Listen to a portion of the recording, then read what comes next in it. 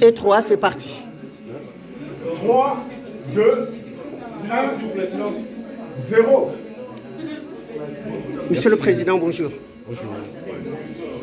Oui, merci à vous de me donner l'occasion de me prêter à vos micros. Je suis M. Marcel Amonzeo, président de la Maison de la Mémoire africaine. Et mon équipe et moi avons eu cette réflexion, cette initiative ensemble d'organiser ce dîner de travail intitulé Itinéraire mémoriel de Brazzaville, son patrimoine naturel et culturel.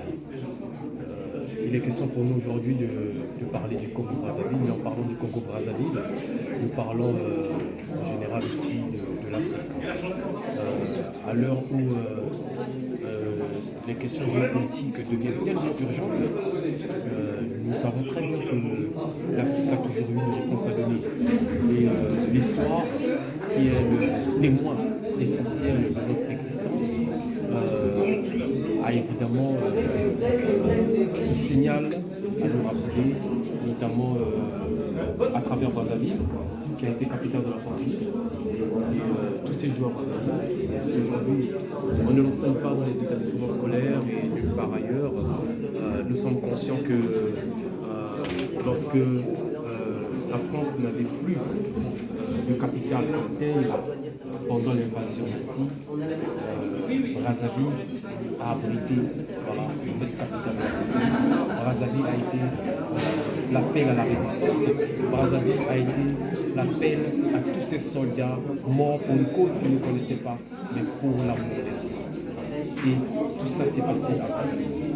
Et nous pensons que c'est opportun de rappeler cette page de l'histoire qui nous honore, qui nous honore, qui nous rend fiers, parce que nous ne pouvons plus continuer à ce que la mémoire collective africaine soit exclue du narratif mémoriel. Ce n'est plus possible. Et je pense qu'aujourd'hui, c'est un engagement que nous avons pris, la Maison de la Mémoire africaine, le corps consulaire de Normandie et toutes ces personnes présentes ce soir pour dire qu'il y a quelque chose à faire. Non seulement en termes de mémoire, en termes de promotion du Congo-Brazzaville, parce que terre d'histoire, terre d'opportunité, terre d'investissement, mais aussi comment est-ce que l'Afrique doit aujourd'hui se réengager sur les questions de son existence et de son avenir. Donc, c'est tous ces périmètres, c'est tous ces paramètres qui nous ont conduits à organiser ce dîner de travail qui a vraiment permis de mettre en avant en lumière le Congo-Brazzaville, mais à travers le Congo-Brazzaville, toute l'histoire de l'Afrique, et puis toutes les relations, parce que nous avons rappelé que l'Afrique ne peut pas s'enfermer en elle-même, quelles que soient les blessures. L'Afrique doit s'ouvrir au monde, le Congo-Brazzaville doit s'ouvrir au monde, doit se créer des liens de solidarité, de fraternité avec d'autres groupes, et surtout des relations gagnant-gagnant.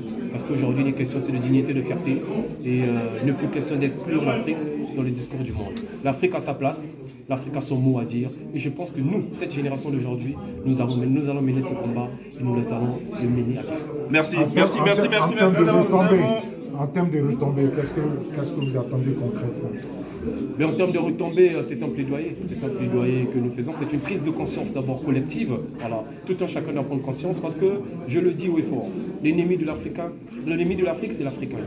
Ça, il faut le dire. L'Africain est tellement fourbe et hypocrite. Moi, je n'ai pas honte de le dire, je le dis clairement. Donc, nous devrions vraiment prendre conscience de ce qui se passe réellement aujourd'hui sur le continent africain, des questions qui se passent sur le continent africain, des solutions qui peuvent être apportées au continent africain et comment est-ce que le continent africain devrait répondre par rapport aux défis actuels de la géopolitique. Donc ce sont les retombées que nous attendons. La prise de conscience, la responsabilité, non seulement individuelle mais collective, mais surtout un engagement politique conséquent. Parce que nous avons aussi des politiques affaiblies. Nous n'avons plus besoin des hommes politiques providentiels. Nous avons besoin d'action. L'Afrique aujourd'hui a besoin d'action, l'Afrique a besoin de réponses, l'Afrique a besoin des hommes qui se lèvent pour défendre son avenir. Et sur ça, nous allons nous battre. Nous sommes cette génération qui ramène aujourd'hui un nouveau souffle. Un souffle d'avenir, un souffle d'espoir, un souffle d'unité et de fraternité. Est-ce que vous êtes prêt à faire pareil pour d'autres pays d'Afrique? évidemment, nous parlons de la maison de la mémoire africaine, nous ne parlons pas de la maison de la mémoire du Congo. Si nous avons commencé par le Congo-Brazzaville, c'est parce que nous vous rappelons que tellement de choses ont commencé avec Brazzaville. Et c'est un courant qui va se propager et ça ne va pas s'arrêter à ce dîner de travail. Nous allons essayer de poursuivre notre démarche pour permettre à ce que l'Afrique prenne en compte les questions mémorielles. C'est à travers les questions mémorielles que nous pourrons relever les défis, prendre conscience et regarder l'avenir de l'Afrique en face. Voilà. Eh bien, nous vous remercions, Monsieur le Président. Merci à vous. Merci.